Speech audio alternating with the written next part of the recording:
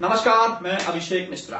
2017 की पहली वीडियो में आज हम बात करेंगे कि उत्तर प्रदेश में बीजेपी यानी भारतीय जनता पार्टी को बॉयकॉट किया जाए और क्यों उनको वोट ना दिया जाए, क्योंकि ये देश को बर्बाद कर देंगे।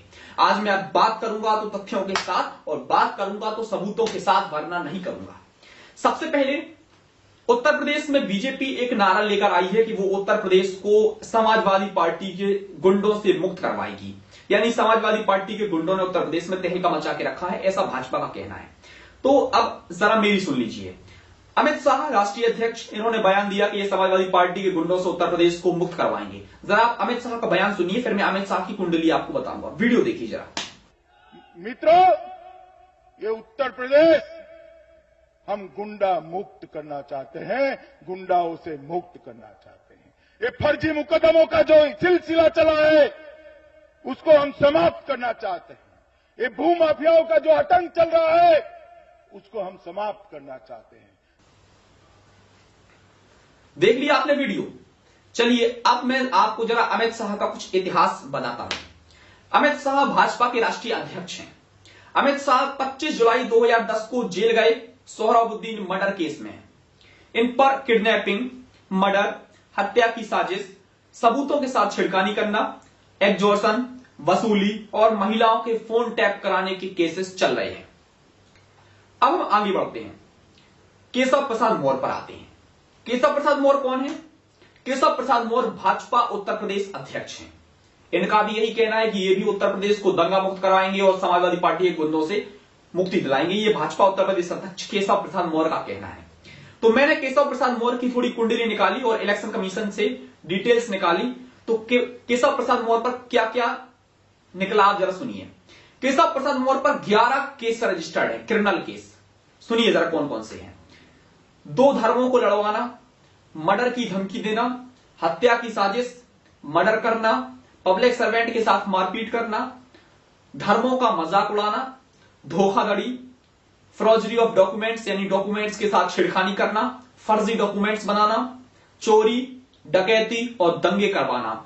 और ये हैं उत्तर प्रदेश के भाजपा अध्यक्ष जो उत्तर प्रदेश को आगे बढ़ाने की बात करते हैं और मोदी जी के खास हैं। ये भी कहते हैं कि हम देश को आगे बढ़ाएंगे और उत्तर प्रदेश से दंगे खत्म करवाएंगे। वाह क्या बात है। जिन पर दंगे के केस लगे हुए हैं वो कहते हैं कि हम उत्तर प्रदेश को दंगा मुक्त करवाएंगे। वाह क्या बात है, मजा आ गया। चलिए आगे बढ़ते हैं। अब ये तो हो गए अध्यक्ष, पहले हो गए थे राष्ट्रीय अध्यक्ष, फिर हुए स्टेट अध्यक्ष। अब हम बात करते हैं कैंडिडेट्स की। बीजेपी ने कैसे कैंडिडेट्स हैं उत्तर प्रदेश में, जरा सुनिए। बीजेपी की कैंडिडेट है गुड्डू पंडित। गुड्डू पंडित के बारे में हमने थोड़ा इतिहास निकाला। तो गुड्डू पंडित का असली नाम है भगवान शर्मा। नाम भगवान है, लेकिन जरा आप इनके कांड सुनेंगे तो आपको भी शर्म आ जाएगी। गुड्डू पंडित पर 13 केस रजिस्टर्ड हैं।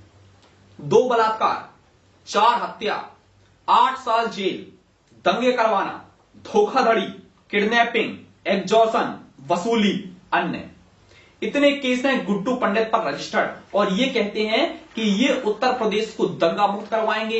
ये कहते हैं कि महिलाओं के सम्मान की बात करते हैं। और ऐसे महिलाओं के सम्मान होता है आपके इधर कि जहां पर आपका राष्ट्रीय अध्यक्ष महिलाओं के फोन कॉल्स टैप करवाता है, जहां पर आपका कैंडिडेट 2 बलात्कार के आरोपों में फंसा हुआ है, आप महिलाओं के सम्मान की बात करते हैं। और ये एक नहीं है, इनकी कैंडिडेट की मेरे पास पूरी लिस्ट है। योगी आदित्यनाथ 3 केस, मर्डर, दंगे, हत्या के साथ हथियार के साथ दंगे करना, संगीत सोम, सुरेश राणा, मुजफ्फरनगर दंगे, ऐसे मेरे पास बहुत लंबी लिस्ट है। अगर मैं आपको बताऊं तो बीजेपी उत्तर प्रदेश को बर्बाद कर देगी। जब बलात्कार के आरोपियों को टिकट दिए जाते हैं तो ये क्या महिलाओं के सम्मान की बात करते हैं। अब आपको खुद सोचना चाहिए और खुद समझना चाहिए कि इन्होंने क्या किया। चलिए अब मैं आपको और थोड़ा अंदर लेके चलता हूं। 2014 में नरेंद्र मोदी जी ने एक बयान दिया था और पब्लिक मीटिंग में भाषण में यह कहा था कि अगर उनकी सरकार आई तो 1 हफ्ते के भीतर भीतर सारे क्रिमिनल्स जो एमपी हैं और उनके नेता हैं वो सबको जेल भेज देंगे 1 हफ्ते के अंदर अंदर। यानी आज मैं बयान दे रहा हूं तो हफ्ते भर बाद, यानी अगर मान लो 26 तारीख को मेरी सरकार बनी तो अगले हफ्ते भर में सारे के सारे ये जेल चले जाएंगे। अब आपको मैं और थोड़ी इसके बारे में इंफॉर्मेशन दे दूं कि 3 साल बीत गए, 3 साल एक भी बीजेपी का नेता जेल नहीं किया। आपको बताऊं जरा बीजेपी के नेताओं के बारे में थोड़ा इतिहास बता दूं आपको। बीजेपी के 281 एमपी हैं, 281 एमपी यानी 281 एमपीज में से 98 एमपी यानी 98 एमपीज क्रिमिनल हैं। कांग्रेस पार्टी के 44 एमपी हैं, 44 में से 8 क्रिमिनल हैं। एआईडीएमके यानी जयललिता की पार्टी, जिनका अभी निधन हुआ था, जयललिता की पार्टी में 37 क्रिमिनल्स हैं। शिवसेना में 18 क्रिमिनल्स हैं। ये मैं बता रहा हूं जो जीत के आए थे, मैं उनका आपको डिटेल्स दे रहा हूं। AITC all India Trinamool Congress, Mamata Banerjee की पार्टी, इसमें 7 क्रिमिनल्स हैं जो अभी सरकार में हैं। और समाजवादी पार्टी का मेरे पास जो 2012 का डेटा है उसके हिसाब से 46 क्रिमिनल्स हैं समाजवादी पार्टी में। 2012 का मैं आपको डेटा बता रहा हूं। अब ये हो गए मोदी जी जो बात करते हैं कि हम समाजवादी पार्टी को, जो समाजवादी पार्टी के गुंडे हैं उनसे हम मुक्त करवाएंगे, कांग्रेस के भ्रष्टाचार से खत्म करवाएंगे। तो भ्रष्टाचार की बात आई, अब मैं भ्रष्टाचार के ऊपर बताता हूं आपको। भ्रष्टाचार के ऊपर आप देखिए 8 नवंबर को नोटबंदी हुई। नोटबंदी का कोई फायदा तो हुआ नहीं। नोटबंदी में जितने भी नेता पकड़े गए, सारे के सारे नेता सिर्फ और सिर्फ भारतीय जनता पार्टी के थे। किसी और दूसरी पार्टी का एक भी नेता नहीं पकड़ा गया। मोदी जी कहते हैं कि कांग्रेस पार्टी ने 60 साल लूटा। तो मैं मोदी जी से पूछना चाहता हूं कि अगर कांग्रेस पार्टी ने 60 साल लूटा तो आप 2 महीने में आपकी सरकार भी थी, आप एक भी नेता को पकड़ नहीं पाए।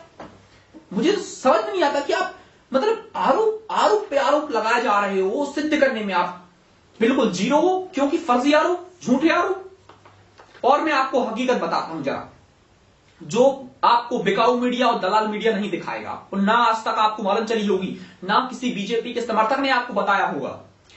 आपने इंडियन रेलवेज का नाम सुना होगा, भारतीय रेल। इंडियन रेलवेज में पहले जो डीजल डला करता था वो इंडियन ऑयल कॉर्पोरेशन यानी आईओसी डाला करती थी। मोदी ने उस आईओसी से प्रोजेक्ट छीन के वो project private company Reliance industries को दे दिया। सोचिए अब आप, यानी भारतीय रेल यानी इंडियन रेलवे जो ट्रेन चलती है भारत में, जो ट्रेनों में डीजल डलता है पहले भारत सरकार डालती थी, अब वो भारत सरकार नहीं डालती है। अब वो डीजल एक प्राइवेट कंपनी डाल रही है, और वो भी जायज दाम पर। सोचिए अब आप, क्यों डाल रही है भाई? भारत सरकार का प्रोजेक्ट आप प्राइवेट कंपनी को दे रहे हो, क्यों दे रहे हो?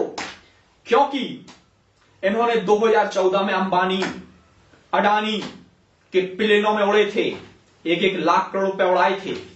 अब वो पैसा अगर किसी से लिया था तो आपको चुकाना भी था, कैसे ना कैसे तो आपको चुकाना ही था। भाई मैं आपसे 1 लाख रुपए लूं तो मुझे आपको 1 लाख रुपए चुकाने भी पड़ेंगे। वही हो रहा है। इन्होंने पब्लिसिटी में इतना पैसा बर्बाद किया, काम जीरो, सिर्फ पब्लिसिटी, टैक्स पे टैक्स लगा दिए, लेकिन जीरो आज काम। इसलिए आज आप देखिए कि भारतीय रेल भी इतनी बुरी कगार पर आ चुकी है कि आज प्राइवेट कंपनी डीजल डाल रही है उसमें। भारतीय रेल के बारे में और थोड़ा सुनिए। 4 ट्रेनें उतर चुकी हैं पिछले महीने में, 4 ट्रेनें डीएल हुई हैं, उसमें 500 से ज्यादा लोगों की हत्या हुई। लेकिन इनके रेल मंत्री सुरेश प्रभु ने एक शब्द नहीं बोला, कोई माफी नहीं मांगी, और सिर्फ टैक्स बढ़ाने में लगी हुए हैं। सर्विस टैक्स पहले 12%, अब 15%। आप स्वच्छ भारत अभियान का पैसा दे रहे हो, आप रोड टैक्स दे रहे हो, आप नेट पर चार्ज जोड़ दिया इन्होंने एक्स्ट्रा, हर चीज में टैक्स। नोटबंदी से पूरा पैसा वापस आ गया, 98% पैसा वापस आ गया, 2% बचाए हुए एनआरआईज का है वो भी वापस आ जाएगा। यानी कोई भी फायदा नहीं हुआ नोटबंदी का। सिर्फ और सिर्फ वो इसलिए किया गया था क्योंकि इनके पास पैसा बचा नहीं था, सरकार डूबने की कगार पर थी, इसलिए वो करना पड़ा। और सुनिए, बीएसएनएल का नाम सुना होगा आपने, एमटीएनएल का नाम सुना होगा। बीएसएनएल और एमटीएनएल बिकने की कगार पर है। भारत सरकार यानी मोदी सरकार बीएसएनएल और एमटीएनएल को बेचने वाली है। जियो को क्यों लाया गया? मोदी ने जियो का प्रमोशन क्यों किया? इसलिए किया क्योंकि जब जियो को बढ़ाएंगे तो बीएसएनएल गिरेगी और गिरेगी, रद्दी हो जाएगी, टूट जाएगी, तो बिकने की कगार पर आ जाएगी। इसलिए लाया गया जियो को। मोदी सरकारी प्रजातंत्र को खत्म कर देगा, पूरी तरीके से नष्ट कर देगा। मेरा शरीर है तो ये शरीर हड्डियों पर टिका हुआ है। अगर ये हड्डियां ही पूरी टूट जाएंगी तो मैं ढह जाऊंगा। ऐसा ही भारत सरकार के साथ होने वाला है। पूरा भारत जो सरकारी तंत्र है, पूरा सरकारी तंत्र टूट जाएगा। बीएसएनएल बिक गई, कल के दिन ट्रेन पूरी बिक जाएगी, ट्रेन का डीजल प्राइवेट कंपनी डाल रही है, सब कुछ प्राइवेटीकरण हो जाएगा। और मैं आपको बता दूं दोस्तों, आज भी आपके पास मौका है, जाग जाइए, वरना कल के दिन पता चला आप भी किसी प्राइवेट में ही निपट जाओगे। चलो आगे बढ़ते हैं। टैक्स का तो हो ही गया। अब मैं आपको और बताता हूं, भाजपा गौ माता के ऊपर बड़ा वोट मांगती है, आरएसएस गौ माता के नाम पर चंदा इकट्ठा करती है, राम मंदिर के नाम पर चंदा इकट्ठा करती है, लेकिन आज तक पता नहीं चला कि वो राम मंदिर के नाम पर जो चंदा इकट्ठा किया गया वो कहां गया चंदा, आज तक पता नहीं चला। और सुनिए आप, भाजपा के आने के बाद, मोदी सरकार आने के बाद भारत विश्व का सबसे बड़ा मांस निर्माता बन गया, सबसे बड़ा मांस निर्माता विश्व का। मोदी सरकार आने के बाद हुआ है ये। और बीजेपी को सबसे ज्यादा डोनेशंस मिले तो इन्हीं कंपनियों से, बीफ कंपनियों से पैसा मिला है। बीजेपी बीफ कंपनियों से पैसा खा रही है। उत्तर प्रदेश में बुंदेलखंड का क्या क्या विकास हुआ? कोई विकास नहीं हुआ। उत्तर प्रदेश से उमा भारती सांसद हैं, ये बुंदेलखंड से उमा भारती सांसद, इनकी केंद्रीय मंत्री केंद्र में बैठी हुई उमा भारती। 3 सालों में उमा भारती ने क्या उखाड़ दिया, मैं भी आज पूछना चाहता हूं। तो मोदी जी पूछते हैं अपनी भाषणों में कि मैं पूछना चाहता हूं कांग्रेस पार्टी से, तो मैं भी पूछना चाहता हूं मोदी जी आपसे, बुरा मत मानिएगा कि आप ये बलात्कार के आरोपियों को टिकट देकर, हत्या के आरोपियों को, मर्डर कराने वाले आरोपियों को टिकट देकर क्या साबित करना चाहते हैं कि आप देश बदल रहे हैं, आप ऐसे देश बदलोगे और ये ऐसे महिलाओं का सम्मान होगा, ऐसी महिलाएं आगे बढ़ेंगी। उत्तर प्रदेश वासियों, मैं आज आपसे विनती करना चाहता हूं कि आप सोच समझ के वोट दीजिए, जिसको भी वोट देना है दे दीजिए, बस भाजपा को वोट मत दीजिए, कांग्रेस को, सपा को, बसपा को, जिसको वोट देना है दो, बीजेपी को मत देना। याद रखना अभी भी मौका है। कुछ लोगों को मैं जगाता हूं, कुछ लोगों को आप जगाइए और इस वीडियो को ज्यादा से ज्यादा लोगों तक पहुंचाइए ताकि उत्तर प्रदेश में भाजपा हार सके। चलता हूं मैं, टेक केयर।